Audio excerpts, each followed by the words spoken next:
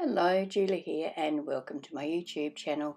Today I'm sharing with you a layout I created using one of the colour palettes over at Mystical Scrapbooks for their April challenges. There are two mood boards to choose from and yeah, I'll put a link in the description box below, so if you want to pop over and check it out, you'll be able to do that. I'm just going to show you a few of the products that I may use today. I haven't really got a plan, but a bit of an idea. The feature product over on Mystical Scrapbooks this month is stencils, and I'm going to use this Cadence stencil. It's MU13. I have been using a bit of chipboard on my projects lately, and I'm going to use the Memory Maze Junky frames and arrows. The paper range that I'm using is the Uniquely Creatives, the Story Garden range. I'll use an assortment of those. I thought I might use this green, plain green, but I didn't end up using it. The papers are beautiful, so I've got this one English Rose, and this one here that I will use the dark green side. It's called Characters. Yeah, and there's a couple of other sheets that come in the range, and I've done the fussy cutting. I've cut the whole sheets up. One's called Cut Aparts and one's called Marvellous. So the Marvellous sheet is just full of all the flowers, so I've fussy cut everything out of those two sheets. So I'm going to start by cutting a 1-inch frame from this paper. This is the Characters paper. So to do that, I put it in my trimmer so that the edge of the pattern paper lines up with the 1-inch mark. Then I run my blade down from 1-inch to 11-inch, and that will cut the middle out of that page, and I'll be able to use that on other areas of my layout.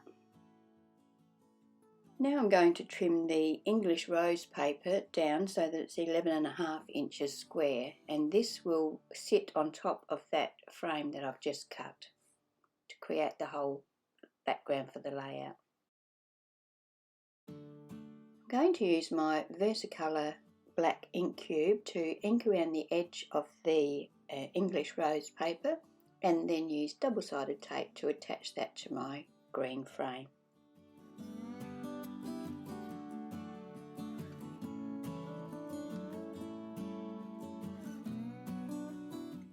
Now I'm going to take my modelling paste and that stencil I showed you before, the Cadence MU13, and I'm going to use my palette knife to put the texture paste through the stencil just randomly on the background. I'm not going to cover the whole background, but I am going to cover probably 2/3 of it.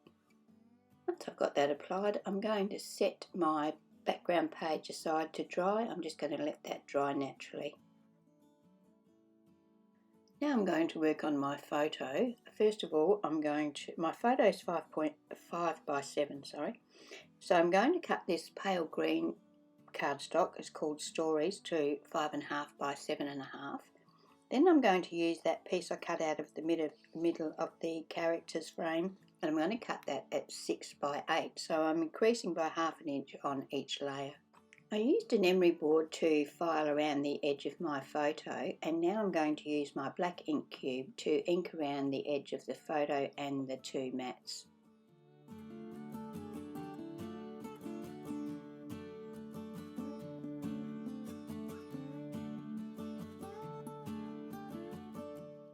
Then I'll use my double-sided tape to attach all of my layers, so the two mats and the photo on top of each other. I'll also use some craft foam that's got a sticky back on the back of that assembly.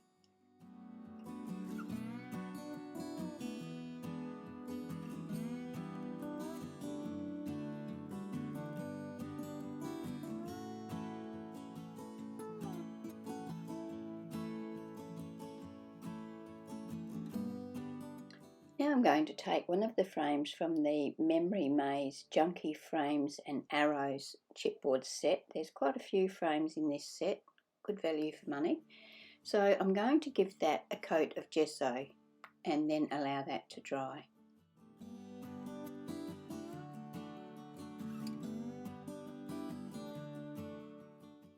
when it was dry, I put it in my pizza box that I use for spraying, and I'm using a glimmer mist spray called Starfish, and I'm going to just give that a spray all over. I do actually use a brush as well to spread the colour around and make sure I've got plenty of colour on there, because these colours do tend to dry back, so that they're going to be a lot paler when they dry than they are when they first go on. I don't even know whether glimmer mist is still around, but I've got lots of them and I love them. They've got a beautiful sparkle to them when they're dry, and you don't have to do anything extra. You just apply the colour and that's it. There's no sealing, there's no nothing with it. Once again, I set that aside to dry naturally. Time now to start thinking about how my layout is going to come together, and I decided that I really only wanted half of this frame because I didn't want it to overlap onto those flowers that are printed on the background, so I just used my scissors to cut it in half. Now it's time to start playing around with the placement of all those fussy cut items on my layout. As I said, I cut all of the flowers from the sheet called Marvellous, and I also used the cut apart sheet, so the books and a few other items came from the cut apart sheet.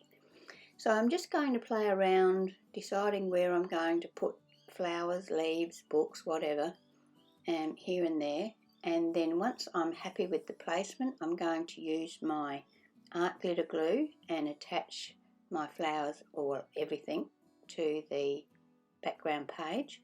I'm also going to use some chipboard scraps to put behind some of those flowers to make sure that there's dimension on the page and that it actually creates a bit of shadow so you can see the definition of each of the flowers. I have also inked around every one of those fussy cut items with my black ink cube. That's another thing that helps everything stand out from the other, so you can actually see separate items instead of just a sort of a blurb. So I'm just going to put this on fast forward and let you watch the process. I will come back to you when I have finished attaching all of my embellishments. This might also be a good time to remind you to hit that subscribe button if you're not already a subscriber to my channel. I would really love it if you would subscribe, and also if you enjoyed the video, I'd love it if you would give me a thumbs up or a like. It really helps my channel grow on YouTube. Now that everything's in place, I'm going to use my Uniball fine black pen to draw a scribbly border around the edge of that English rose paper. I'm going to go around 2 or 3 times and make quite a messy little border. While I've got the pen out, I write the date that the photo was taken up on one of those little tabs at the top of the photo. One of the fussy cut items I've got on my page is a little locket, and I'm going to use glossy accents and give that a complete coverage so that it gives it gloss and it looks like a metal. Glossy accents goes on milky, but when it dries it's perfectly clear. To add a little sparkle to my page, I'm going to use my Wink of Stella. Well, actually this one's Uniquely Creative clear sparkle pen, but it's the same as Wink of Stella or any of those clear sparkle pens. And I'm going to give a nice coat to each of the flowers. This is going to add a little bit of sparkle to the page. Always be sure to give your pen a good shake, otherwise you'll find all of your sparkle stays in the pen and not where you want it. Seeing as how it's a very busy page, I decided to keep my title pretty straightforward. I'm using my apple blossom die, it's called Large Numbers and Suffixes, and I've used that same spotty paper from the characters sheet, and I've cut 14 from that using the die, and I'm going to just attach that to the left hand side there on top of one of those books. Once I've got that attached, I'm just going to use my art glitter glue to attach that, And then I'm going to give it a coat with the glossy accents to help that stand out and become a focal point.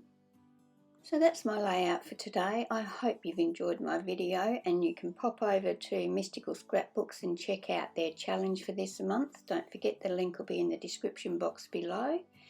Thank you for being here, and I hope you can join me when I post my next video. Bye.